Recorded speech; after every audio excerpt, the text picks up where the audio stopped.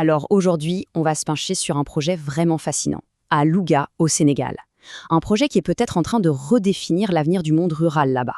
Ça s'appelle Naïdégué, et on va voir ensemble ce qui rend son approche si différente. Voilà la question qui est vraiment au cœur de tout. C'est un défi énorme, hein, surtout dans une région comme le Sahel. Est-ce que c'est vraiment possible de cocher toutes ces cases en même temps? Durable pour la planète, rentable pour les gens qui y vivent, et en plus, créer des emplois. Eh bien, la réponse du projet Naïdégué, c'est un grand oui. La solution qu'il propose, c'est un écosystème agro-aquacole intégré. L'idée, elle est assez simple, mais en fait, elle est super puissante. Il s'agit de créer un modèle circulaire, vous savez, un système où rien ne se perd, où chaque élément vient en aider un autre. Et c'est vraiment ça, ce principe de base, qui rend le projet complètement unique. Allez, première section, la vision derrière Naïdégué. D'abord, regardons un peu la vision d'ensemble. Au-delà des techniques, c'est quoi le but ultime? Eh bien, c'est simple, du développement durable et surtout, créer de la valeur directement sur place. Ces quelques mots, produire mieux, ensemble, ça résume tout, en fait. L'idée, ce n'est pas juste de produire plus, non, c'est de le faire main dans la main en impliquant toute la communauté. C'est un projet qui se construit vraiment avec les gens du coin et pour eux. Maintenant, pour bien comprendre pourquoi ce projet est si important, il faut qu'on regarde les problèmes sur le terrain. Parce que Naïdégué, ça n'est pas sorti d'un chapeau. Ça répond à des besoins, des problèmes bien réels. En gros, il y a 3 gros problèmes. D'un côté, le chômage en milieu rural qui pousse les gens à partir. Ensuite, on a une agriculture qui est souvent éparpillée, pas très productive.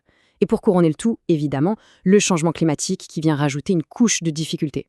Le truc, c'est que ces 3 problèmes sont liés. L'un nourrit l'autre. C'est un vrai cercle vicieux. Et c'est justement ce cercle que Naïdégué veut casser. Et là, on voit bien le changement de mentalité.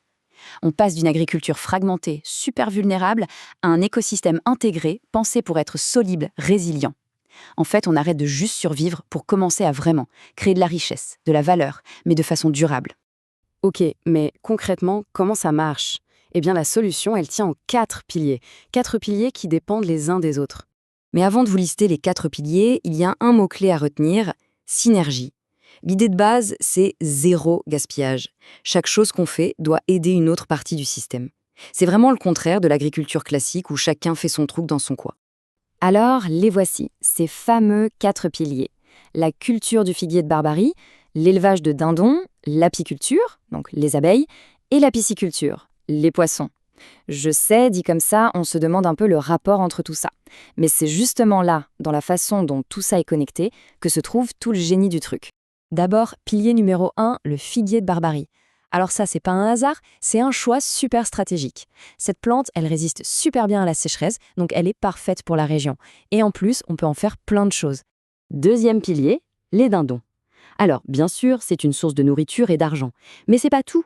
Leur fumier, c'est de l'or en barre. C'est un engrais naturel incroyable pour les cultures, et notamment pour les figuiers de Barbarie. Et voilà, on a notre premier lien dans la boucle. Troisième pilier, les abeilles. Et là, leur rôle est crucial.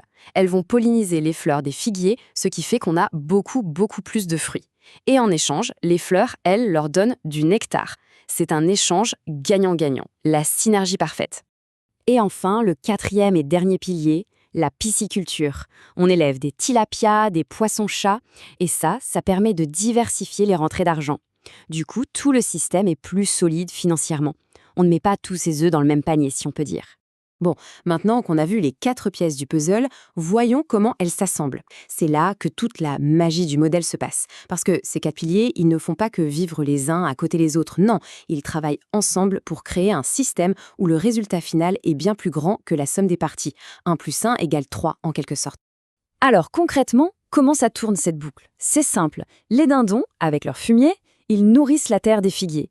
Les abeilles, elles, pollinisent les fleurs et hop, plus de fruits.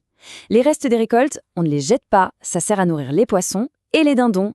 Le point essentiel à comprendre, c'est ça. Le déchet de l'un devient la ressource de l'autre. C'est de l'économie circulaire, mais à l'échelle d'une ferme. C'est brillant. Ok, le système est bien pensé, c'est clair. Mais qu'est-ce que ça donne en vrai? Quels sont les résultats? Parce qu'à la fin de la journée, ce qui compte, c'est l'impact sur la vie des gens, non? Premier chiffre, et il est énorme, plus de 25 emplois créés sur place. Il faut bien se rendre compte que dans une zone rurale, chaque emploi, c'est énorme. Ça change la vie de plein de familles tout de suite. Deuxième chiffre, tout aussi parlant, un chiffre d'affaires estimé à plus de 380 millions de francs CFA par an. Et ça prouve que ce n'est pas juste un beau projet écolo un peu utopique. Non, c'est une vraie entreprise qui tourne et qui est rentable. Et cette phrase, elle résume vraiment bien leur état d'esprit. Pour que ça dure, un projet doit être rentable. On ne peut pas avoir de durabilité sociale ou écologique si, à la fin du mois, on ne peut pas payer les factures. Les deux vont ensemble. Et ça, chez Naidegay, ils l'ont parfaitement intégré. Allez, pour finir, on prend un peu d'auteur, parce que l'ambition de ce projet, elle ne s'arrête pas aux portes du village. Et c'est là que ça devient vraiment intéressant. Ce n'est pas juste une expérience unique dans son coin. Non, le modèle a été pensé dès le début pour être copié, pour être dupliqué dans d'autres communautés qui ont les mêmes problèmes. C'est une sorte de kit de développement prêt à l'emploi. Cette phrase, elle est parfaite pour résumer tout ça. On commence petit, localement, avec du concret, mais on a une vision pour tout le pays.